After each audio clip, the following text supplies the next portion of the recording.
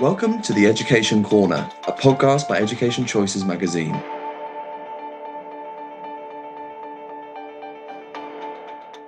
Education Corner podcast would like to welcome Mrs. Cheryl Giovannoni, Chief Executive of the Girls' Day School Trust. The GDST is the UK's leading family of 26 girls' schools, including 24 independent schools and 2 academies. The GDST is focused on ensuring that nothing holds girls back, creating an environment where every girl can embrace every role and subject and thrive, both in school and beyond. Cheryl joined the GDST as Chief Executive in 2016 and has previously held senior roles at several international businesses. Cheryl draws her wealth of experience and knowledge to promote opportunities and success for girls across the board, including through bursaries, character education, and opportunities beyond the classroom to ensure each GDST girl is able to thrive. It's such a pleasure to have you with us, Cheryl. Thank you so much, Chloe. Lovely to be here. In the GDST's Girls Futures Report, which we've looked at in length, you say it might be tempting to think that we have achieved equality in education, to assume that because girls tend to do better than boys in exams, that means the job is done. But a quick look at today's workplace shows that the fight to achieve gender equality is far from over. Even now, more women are shouldering the burden of care for both children and parents. We have a gender pay gap, which at its current rate will take 168 years to close. And there are fewer female CEOs of the UK's FTSE 100 companies now than there were 3 years ago. So it's clear that you are passionate about girls' education and opportunities, and doubtless have encountered some of these barriers facing women throughout your own career.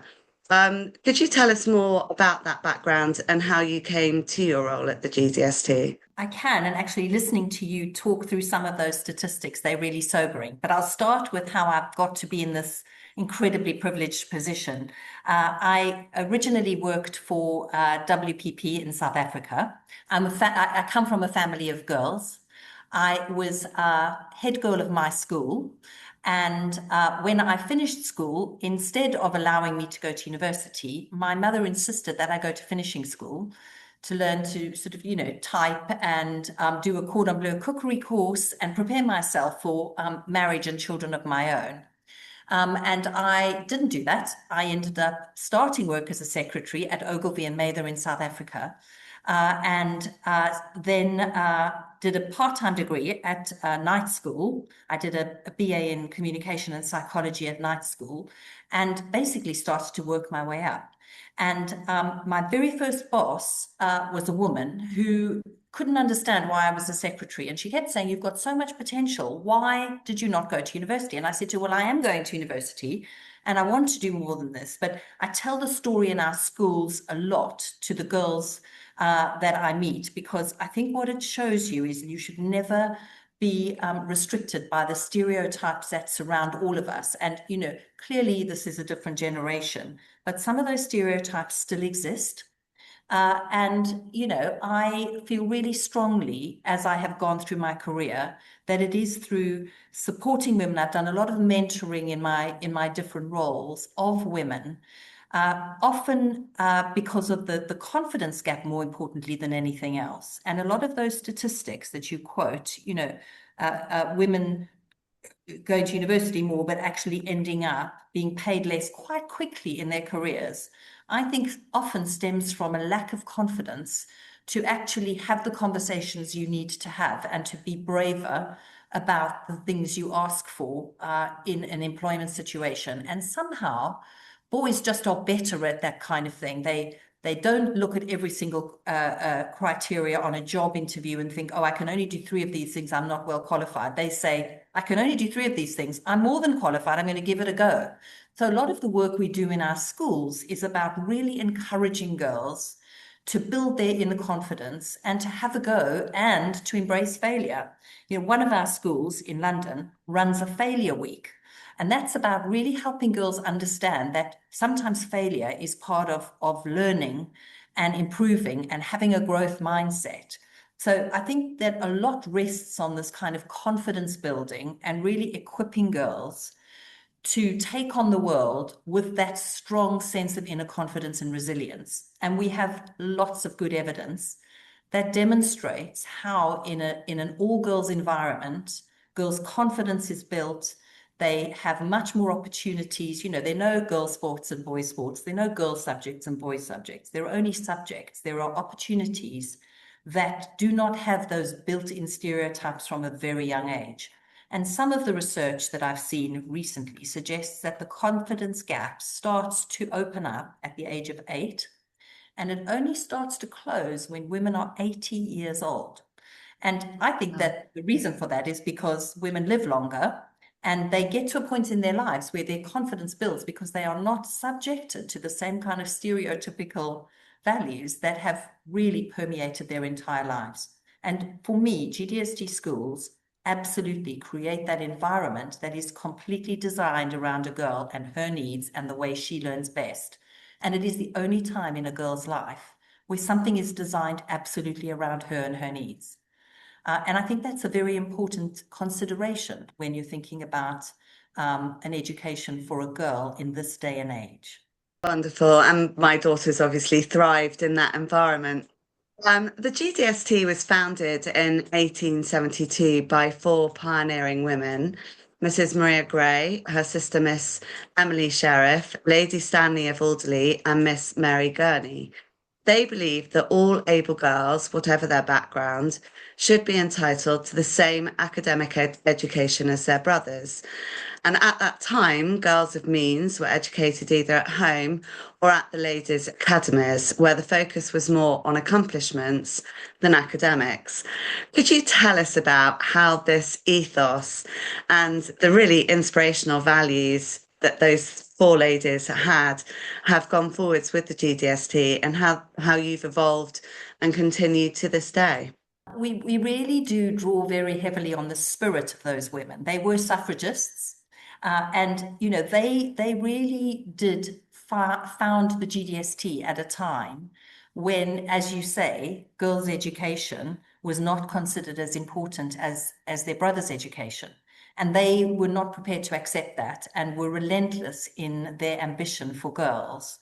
And, you know, were troublemakers in some ways. And they had that kind of pioneering spirit that they were going to do the best possible thing they could for girls.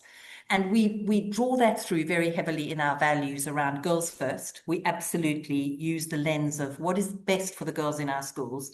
And we have other values. Fearless is one, which again, you know, we often talk about our founders being these incredibly fearless women who fought for the rights of women when nobody else was doing so.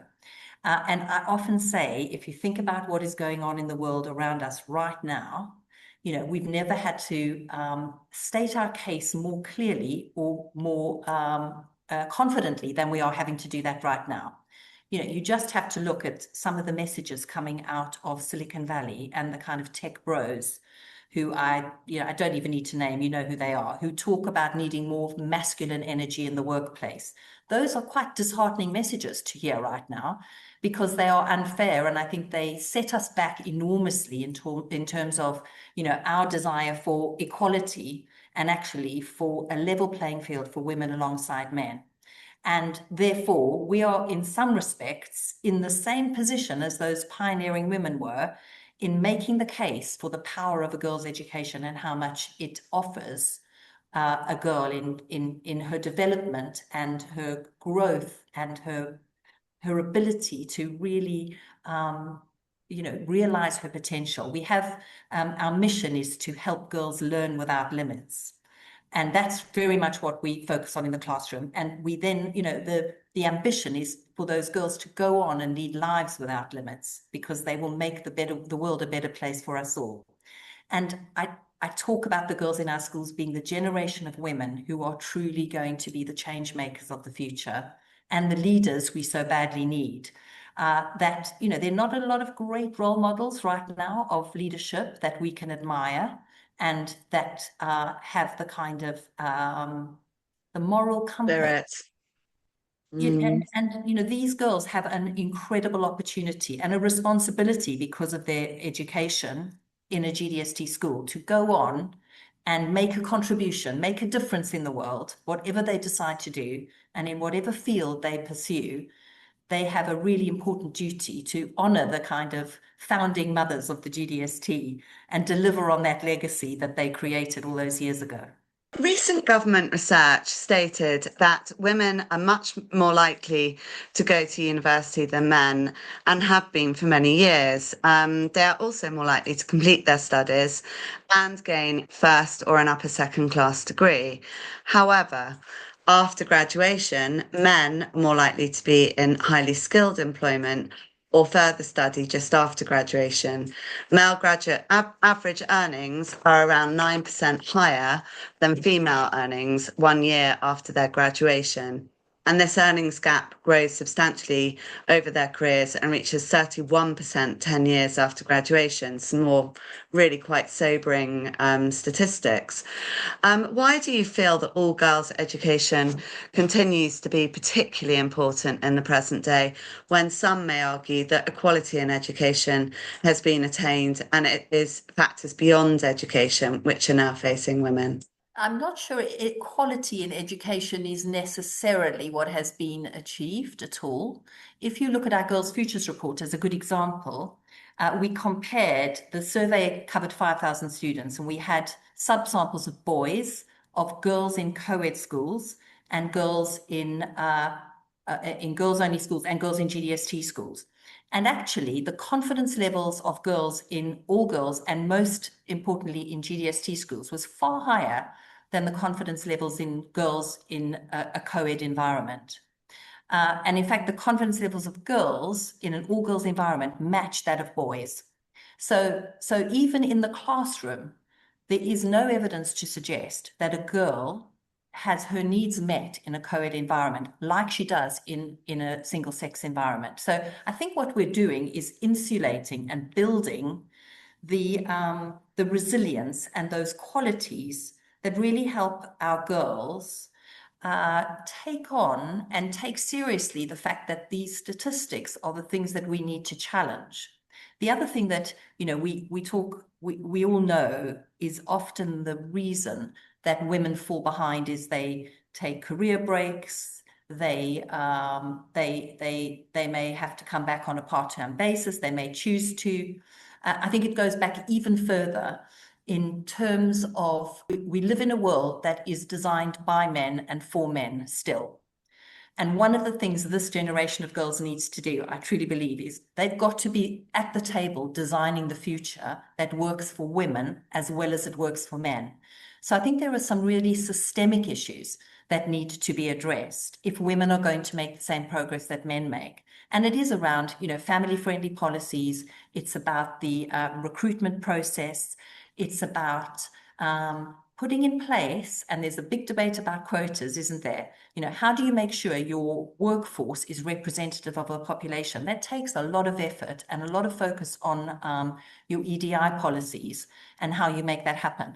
A really sobering statistic in the finance industry, and we can talk a little bit more about financial education, which is one of the things girls in our study said they need more than anything else.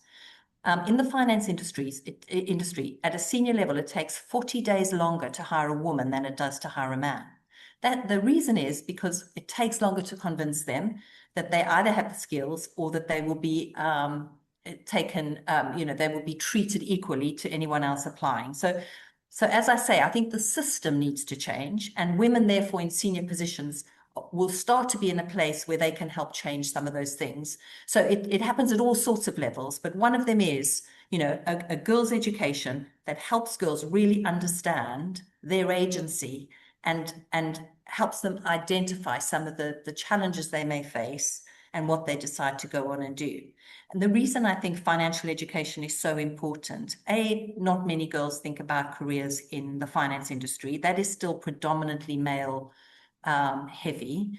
And in some respects, helping girls see that they could have a career in the finance industry on an equal level is really important in a way that they feel matches their lifestyle needs and what they want from work and from their lives, which perhaps isn't always considered right now. So I do have huge confidence that things are changing.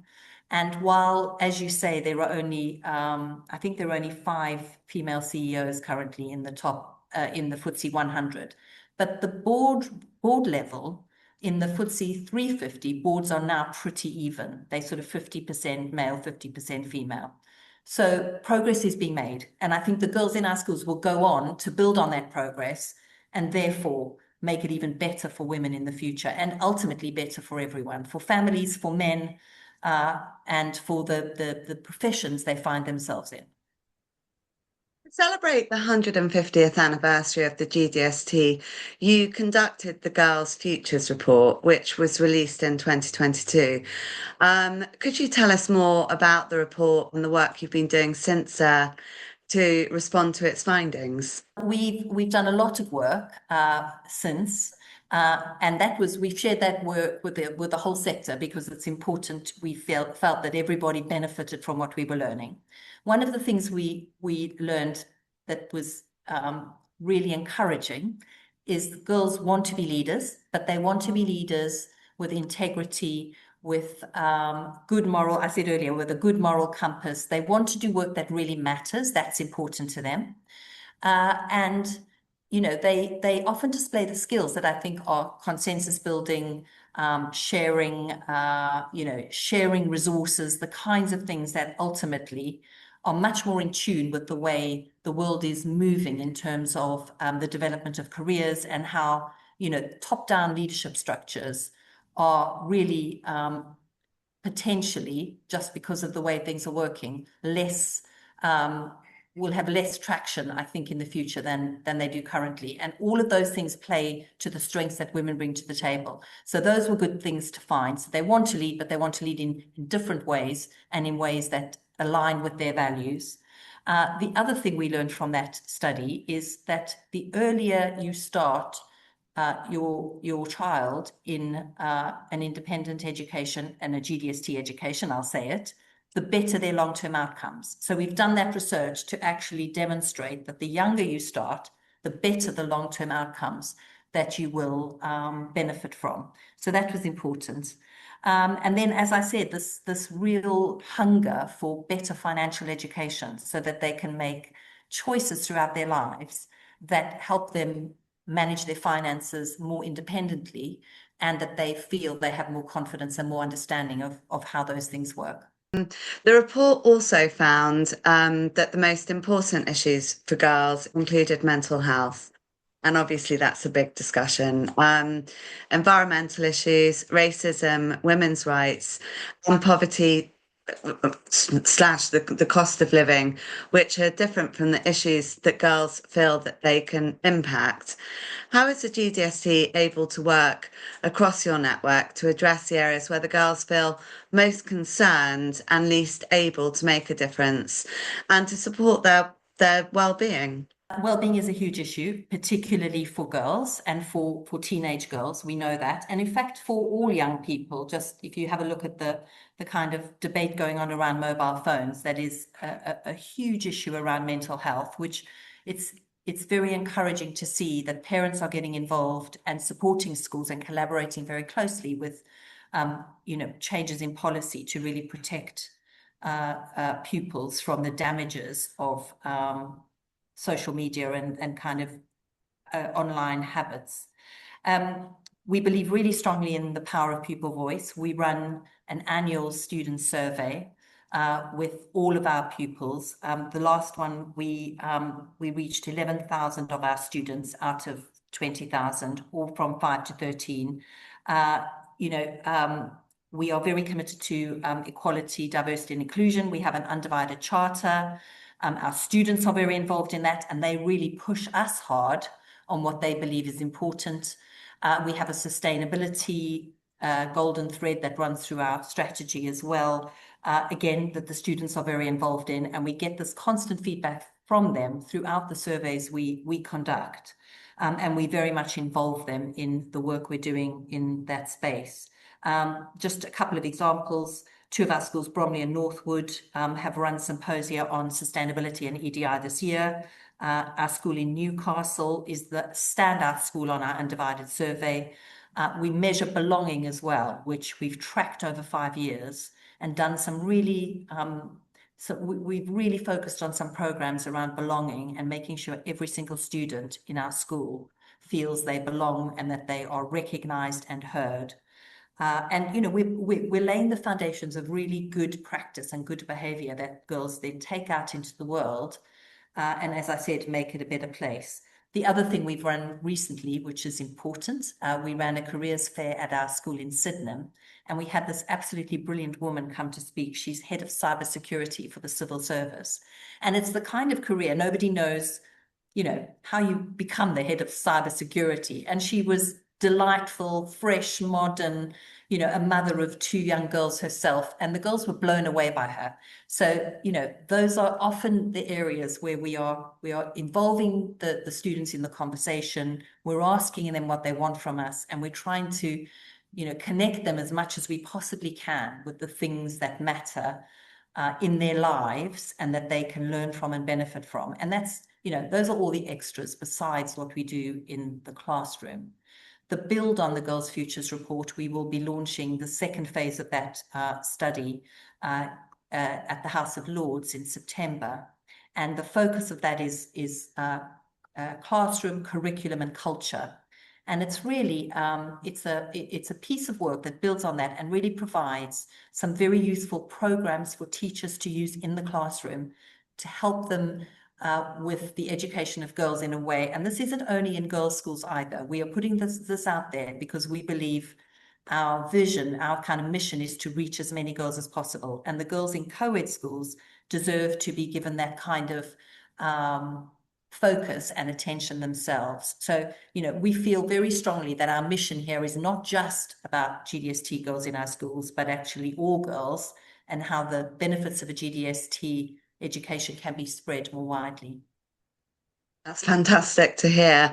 The GDST also has a dedicated bursaries programme, with 10% of girls in your independent senior schools receiving financial support. Can you tell us a little bit more about these bursaries and why they're so important and such an important part of the GDST's offering? They've always been very important to us. The GDST was originally a grant-maintained organisation, and we sat somewhere between, you know, the sort of independent schools and maintained schools. So we were something in between, especially when we were sort of grant-maintained and moving beyond that. So we've maintained that sense of, you know, we're down to earth, hardworking, affordable education for, you know, academically bright girls.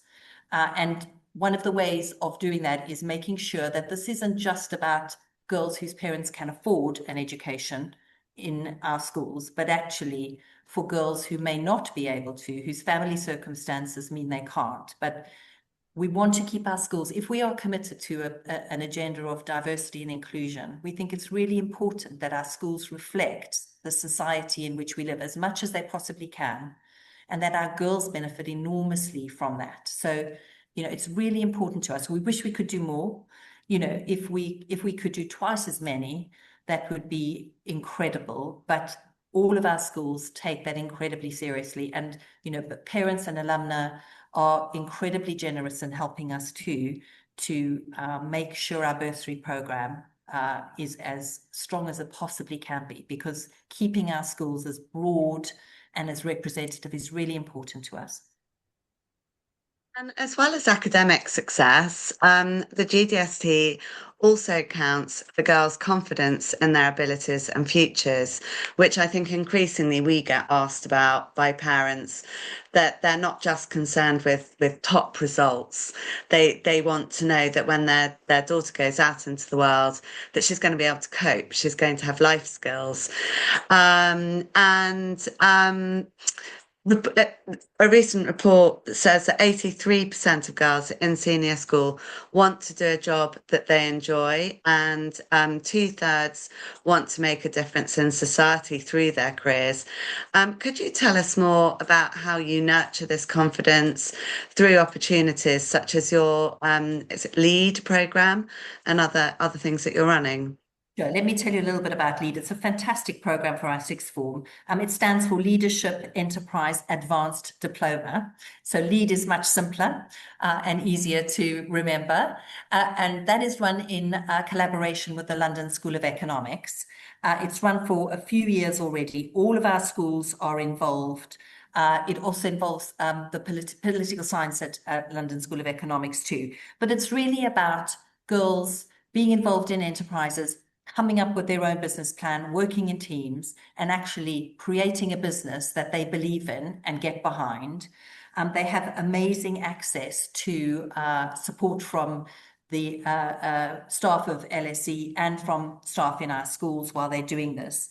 And one of the reasons we're focusing heavily on the on their entrepreneurial skills is, I think they're important in whatever you decide to do in life. But there aren't enough female entrepreneurs who get funding. Only 2% of funding currently goes to female businesses. And female entrepreneurs like to sponsor female businesses. So there's a gap there for us to close and to provide the opportunities for the girls in our sixth form to think about what that might look like. So they come up with their business ideas, they put business plans together, and it's a competition, it's judged, and they've basically got to make money. And that's the other thing. Girls have very honorable intentions, but I often say, don't think making money is a bad thing, because it's not. Money gives you independence, it gives you freedom. It's not the only thing, but don't think that you shouldn't actually also be thinking about how you make money while you're doing all this good in the world. You can do both of those things. Some of the things that won this year, they're just so amazing. Croydon High, the girls developed, it's called Aid Essentials, care packages for homeless women and children. Brighton girls had a Sonder Spices program. They sold spice mixes to parents and teachers to raise money and awareness for asylum seekers and refugees in need. So just at the core, really good social impact projects, but thinking hard then about where they go with them, how they develop them, and where they go. So it's one of the kinds of programs that I think delivers on our value around forward thinking. Something parents ask us all the time, even when they're bringing children as young as 3 to our open days, is what do you do about careers? How are you helping prepare girls for the future? So importantly, we start careers early on. We make it as interesting and as inspiring as we possibly can. And that leads to programs like LEAD that really give girls an opportunity to develop their skills and build something meaningful. The other program I just have to tell you about is called Space Tech. That's in collaboration with NASA. And it's a program that girls can, if they're interested in a career in the space tech industry, we provide, similar to LEAD, the opportunity for those girls to work together, to pitch to NASA, to get involved in programs and really learn about space tech as a career. So, we're trying to find as many and as broad an opportunities as we can to open up their horizons and make them think very differently about their futures. And they're often careers that the girls perhaps stereotypically would have considered that wasn't something that they could consider. Exactly. So it kind of breaks that stereotype, doesn't it? And the other thing girls' schools are very good at, I think, is promoting STEM subjects. And the number one subject in our GDST schools is maths, which you don't often hear. Girls don't always take maths. It's considered a boys' subject. STEM subjects really, really important as part of our offer, and girls feeling confident to see through some of those STEM subjects right through to A-level and beyond. The GDST also benefits from a wide and accomplished alumni network of over 100,000 members. It's huge. How are pupils able and encouraged to draw these connections and benefit from them? Even my daughter, she was at Putney High.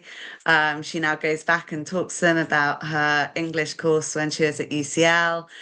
She's just run a FOAMI festival with Jenny Bevan, who's gone on to be a very famous costume designer. There's a lot of support there, isn't there, for the girls? Huge support. And, you know, it's at every single stage and age. So, you know, our youngest alumna, your daughter is a good example, going back and giving back to her school. And then, you know, there's some paying forward as well, isn't there? She's doing that. Jenny Bevan is potentially helping her with her film career. There is this extraordinary network of women who are there for other women and just desperate to help in any way they possibly can. And we facilitate those networks as much as we possibly can. We help set them up at universities. So alumni, GDST alumni meet each other when they get to university and they start to build that network. We do, again, for our sixth form students, we do lots of alumni networking events at Trust Office, and we also connect them with other women who may be able to give them advice on universities, careers, internships, importantly. You know, so those women are probably one of our most prized assets. You know, a GDST for life, a GDST girl for life is what you so often hear. And when they, you know, they meet each other, it's like, we've always laughed about whether we should have a secret handshake. But we almost don't even need one, because if you know you're talking to another GDST girl, somehow, you know, the barriers come down and the doors open up, and it's hugely beneficial. And such a support. This is an Oxford-Cambridge edition, and we understand that past alumni are used to supporting children who will attend the Oxbridge. Obviously, we know it's a very tough process. And in actual fact, I'm going to add to that, it's often a process that males statistically do better in than females, because if they're asked a tricky question or they get something that they're not quite sure about, they'll just have a go. Whereas sometimes girls can be wanting to get it right. It's something that's very associated, and so they sometimes find it a slightly tougher process. With over 100 girls receiving offers from Oxford and Cambridge in 2024, can you tell us more about how the GDST schools are achieving this and the work that's taking place? It is an important area that we focus on.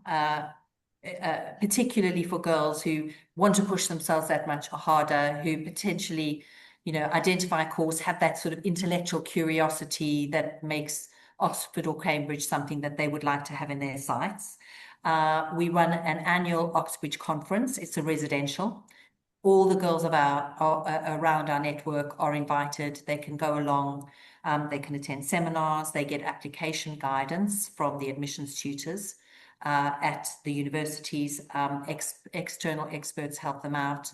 We also run interview practice with all of our schools. We have volunteers of teachers from all across the country who are a pool of potential interviewees who can walk girls through, take them to their paces, help them and give them advice on their interview techniques and skills and how they go about it. And then the other group of really important people who girls have access to are the members of the governing boards of our schools. Are incredibly generous with their time, particularly if it's a field that they have expertise in, providing that level of support. So we do loads of good things to help students on their way. This year's conference was held at Clare College in Cambridge. It alternates between the two. And, you know, the other thing, we're running our Heads conference next week. It's a bit of an aside, at Murray Edwards College in Cambridge with the wonderful Dorothy Byrne, who, you know, we're collaborating with Murray Edwards to really help our students think about whether a girls' college at Cambridge may be a good place for them, rather than a default option if you don't get into another college. But actually, the story is, she's got some very compelling stories, again, about how much girls thrive in that environment. So we're doing that too. And we're having alumni from the university join us for that event. And, you know, potentially taking some of that back to our students who have aspirations and ambitions, and making the connection with a college that they can visit as well if they choose to. So we work hard, but we also try and flex around the girls' needs and what we think they need, and then use that as an opportunity to set up links and opportunities for them to find out if that's really what they want to do. I mean, there are loads of things, of course, and loads of universities that they're interested in, but we do have a bespoke program that is linked to Oxbridge. And finally, Cheryl, what are your plans or hopes for the future of the GDST and girls' education going forwards more broadly? Oh, I have huge faith that girls' education remains an incredibly powerful force for good in the world. And the more girls we could have educated in the GDST, the better. So I'd love to have twice as many bursaries to be able to award. We've recently had Redmaydes High Bristol join us. So it's the first school to join the GDST in 17 years. There are lots of other girls' schools who we would love to join us because there is something about creating a movement in girls' education and seeing more girls benefit from the kind of education we can provide that makes an enormous difference. The other thing, really importantly, particularly for our students, is that we have a global voice around girls and women. We are founding members of the International Coalition of Girls' Schools. In fact, we're just about to go to Philadelphia for this year's Conference. meeting. But the benefits there is it's absolutely our teachers are the members of the International Coalition, and they are currently involved. We've got 24 teachers involved in action research in the classroom, really building the expertise in how girls learn best, taking it onto the global stage, learning from others, bringing it back and using it to refine our offer and make sure we are future fit, so that parents buying into an education at a GDST school absolutely benefit from our, the forward thinking that we can bring from being able to have a kind of global perspective on what works best for girls and bringing it back. But then, of course, our schools there make good connections. They build connections with other schools around the world. And those partnerships really develop and provide our girls with an amazing opportunity for partnerships, collaboration, exchanges and visits. So, really, making sure that girls thrive and have everything they possibly could to go on and be the future change makers and leaders of the world is what my real ambition is. I think that's a fantastic place to stop. Thank you so much for giving up your time. And it's so wonderful to hear all the work that's taking place in the GDST schools. Thank you very much for having me, Chloe. I've really enjoyed speaking to you. Thank you.